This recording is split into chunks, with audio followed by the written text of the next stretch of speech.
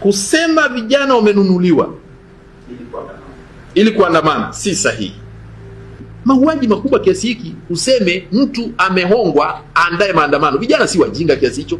Hizo hela zinazotajwa ziligawanywa kwa mtindo upi kwa vijana wote wale walikuwa wameandamana? Na wale waliouawa kwenye majumba wenyewe waligawiwa hela. Kama walikuwepo labda hiyo. Lakini tusikatae ukweli kwamba vijana waliandamana kwa sababu gani?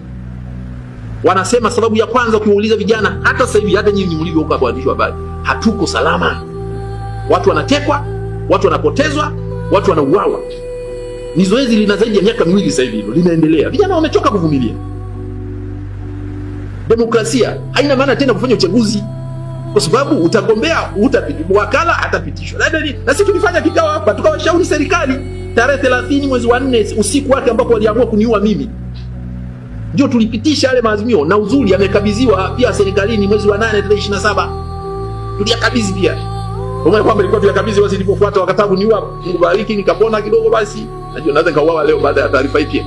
Sasa tulisema haya yasipozingatiwa nchi haitakaa salama, tunaelekea pabaya.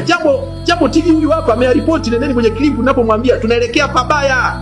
Nchi inaharibika. Fuateni hizo clip ziko hapa, tuliongea. Tunaelekea, taifa linaelekea pabaya, tulishaona.